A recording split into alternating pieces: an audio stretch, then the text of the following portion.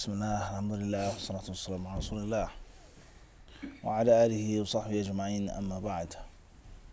With regards to the Prophet ﷺ's discussion of the month of Ramadan and the things that take place therein of virtue. The Prophet ﷺ discussing the month of Ramadan and informing us about the month of Ramadan and what takes place in this month of fada'il, virtuous things, means of fadila, means of excellence and reward and benefit, spiritual benefits, all types of things that take place in this blessed month. And the glad tidings that the Prophet ﷺ has given us regarding this month. And from that is the ease and the aid of Allah subhanahu wa ta'ala. Allah makes things easier and He aids us even more in this month for us to do the right thing, let alone for us to gain extra rewards, to gain more hasanat, to get closer to Him subhanahu wa ta'ala and further from that which angers Him. And from those glad tidings, or from the discussion or the information, is the authentic hadith in the Sahihain, the well-known narration when the month of Ramadan comes, that the Shayateen are chained down, they're locked down, they're tied up. Okay, I don't think there's a Muslim who's fasting and who's aware of the basics of the month of Ramadan except that he knows this hadith. That when the month of Ramadan comes, heaven is opened up, hell is shut, the gates therein or thereto are shut. وَصُفِّدَتِ الشَّيَاطِينَ, and the devils are fettered.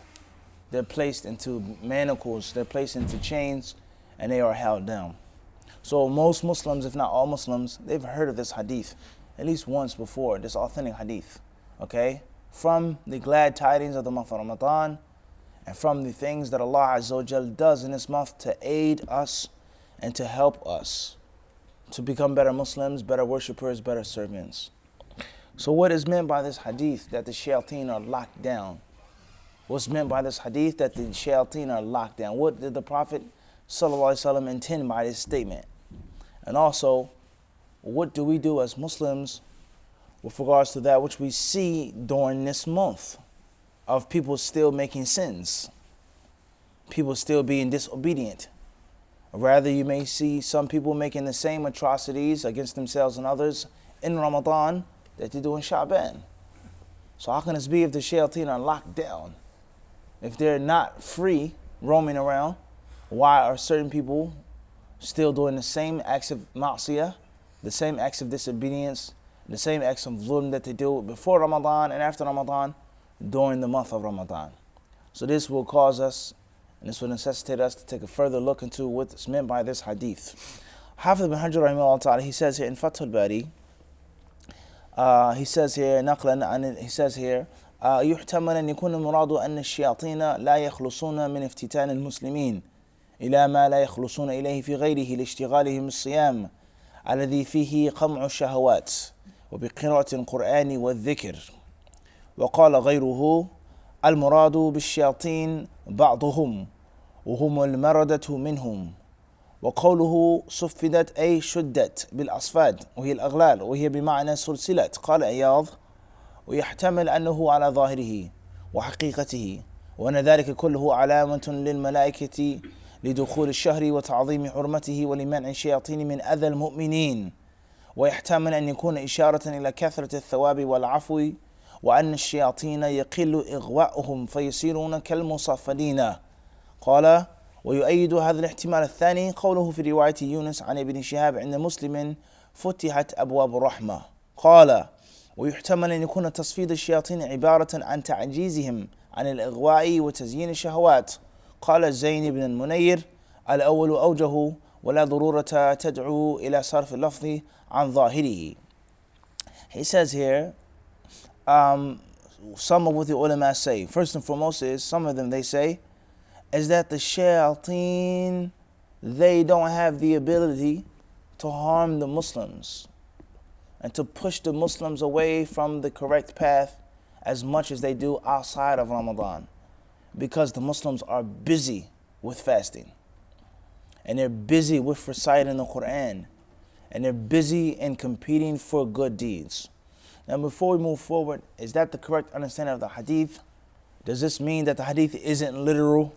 That the shayateen are locked down? Before we go that far, it goes to show you or takes you into the mind of the people of knowledge, or some of them, and look at the benefits of fasting. Is that the sheer fact that you're more busy with this means that you'll be less busy with that. The sheer fact that you're so conscious of the khair, it makes you so far removed from the shar. Just think about that concept now. It's talking about Islamic psyche. Is that for those who say that the shayateen aren't really locked down, they're still out. And they say that what's meant by this hadith is that they don't have the power over the believers, quote unquote, because they have no power over you except for calling you. Shaitan doesn't have physical power over you. He calls people, he invites people. He has no physical force to force you to do or not to do. But they don't have the power to harm you, to bother you as much because lishtighalihim, because they're busy with fasting. Stop and think about that concept now. The sheer fact of staying busy prohibits and prevents you from falling into certain things. Regardless of this hadith, whether that's the proper interpretation or not. I would understand this point. It's a tremendous benefit for the daily Muslim. The sheer fact that if I'm idle and if I'm void, if I'm doing nothing, then my enemy has a higher chance of picking me off. But the sheer fact that I'm a moving target, I'm not sitting still. It's salat, it's dhikr, it's this, it's that, masjid. I'm not sitting still. It's harder for him to pick me off. Stop and think about that now. And how much fasting causes you to be more conscious and more aware of what's going on and of your weaknesses for the sheer fact that you're what? Fasting. And also goes to show you how eating and drinking and sexual intercourse takes you away from consciousness. And it lets you take your guard down oftentimes. So stop and think about this now, how hungry you are when you fast. Before the iftar time, your stomach is empty. But if you actually sit down and think about it, sometimes you have the highest concentration after Salat al-Asr. This is not the case. Towards when the fasting is almost over, sometimes you find your concentration to be at its peak. Even though your stomach is empty and your energy is relatively low. But sometimes you find your mind what? At its sharpest point. So that's a very, very, very important point here, is to stay busy with khair. You're too busy doing good to even think about, let alone fall into evil. That's universal. Outside of Ramadan, I'm busy making Hajj, preparing for Hajj, saving Hajj. I don't have time to spend money on haram acts. Or things which are haram, but just are a waste, a folly. Buying this, taking my wife here, it's just a waste of time. There's no need for it. Because I have a goal of getting the money up for the deadline of Hajj. And the human beings need for time awareness in everything that you do. And when you place a deadline on yourself and you place a goal in front of yourself, it makes things easier because you know how much time you have and time you don't have.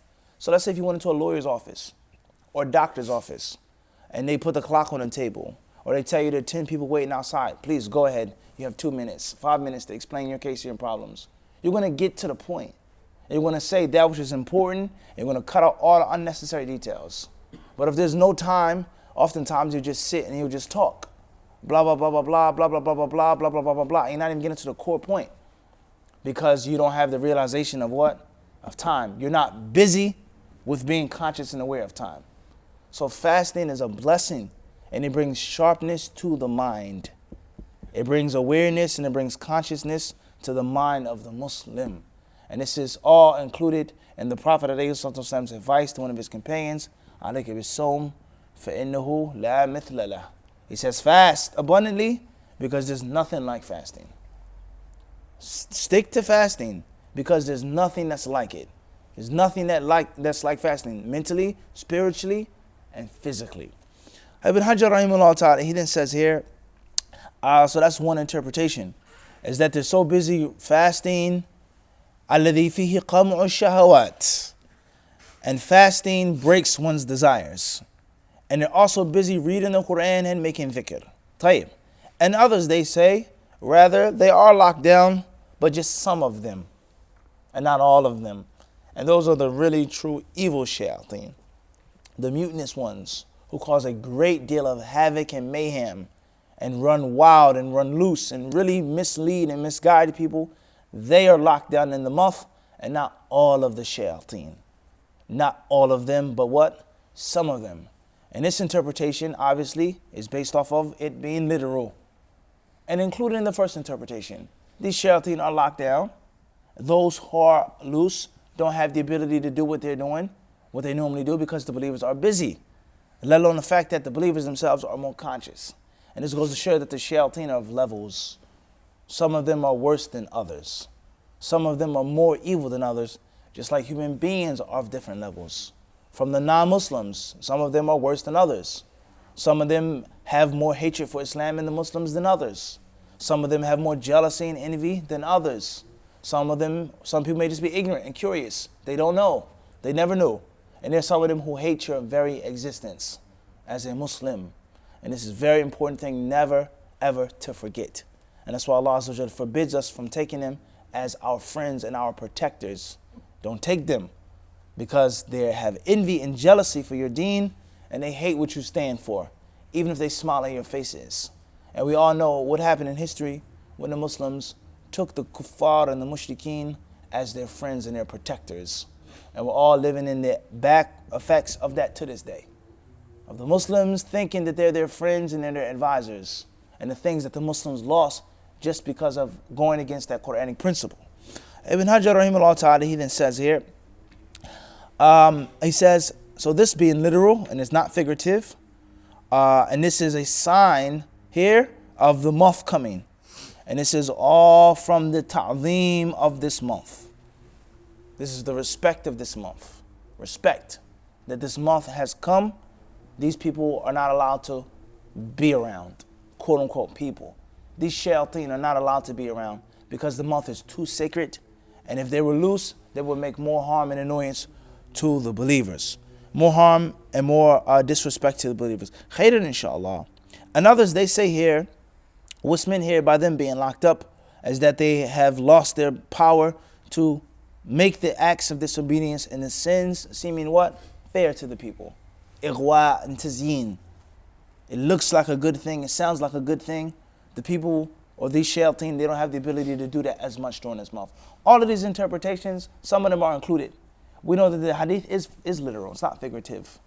But the point is, it goes to show you deeper thinking of different people, of the people of knowledge. As far as how do the same sins keep happening, this issue was brought up by Hafiz bin Hajar. How do the same sins keep happening if these evil shayateen are let loose, or they're not loose? They're not let loose, they're chained up. Some of the ulama of Islam, they say that the month of Ramadan, it gets to show you, or shows you your true nature as a person, and that there's certain sins that you're making because you've become a habitual sinner. The shayateen have whispered to you, they've made it look good to you, they've made it seem fair to you, and now you're just in a habit of doing it all around the year. And if you don't make an extra effort to stop in the month of Ramadan, you keep making that sin. And others, they say that shayateen and shaitan is only one of the reasons behind people making sins. But there are other reasons. And from that is al-hawa, is lust, your desires to do it. An-nafsul ammaratu bis-su', the soul that tells you to do bad. Evil companions, so on and so forth, the shayateen of men. There are different factors and ingredients behind people making sins. And everything is not just because of the shayateen. And this also goes to show us that you can't just blame everything on shaitan and the shayateen, as many Muslims do conveniently. They'll blame it on the shayateen. No, that's what you did. You thought about it. You desired it. You did it. You can't blame every single thing on shaitan. And that's why on the Day of Judgment, refuge is sought in the law of the shaitan. He will make that speech. He will free himself from his followers. He'll free himself from those who obeyed him. And he will clearly explain to them, وَمَا كَانَ لِي عَلَيْكُم مِّن سُلْطَانٍ إِلَّا أَن دَعَوْتُكُمْ فَاسْتَجَبْتُمْ لِي فَلَا تَلُومُونِي وَلُومُوا أَنفُسَكُمْ. He says, I only called you. That was the only power I had over you. I called you. And you answered me. So blame me not. blame yourselves. Okay, very interesting discussion of Shaitan in Surah Ibrahim with regards to the reality of what's going on. Can you blame him for what you're doing? Or is he only a cause and a reason behind you doing it? So you have to be mindful during this month and the greatness of this month and the excellence of this month. And Allah subhanahu wa ta'ala surely knows best.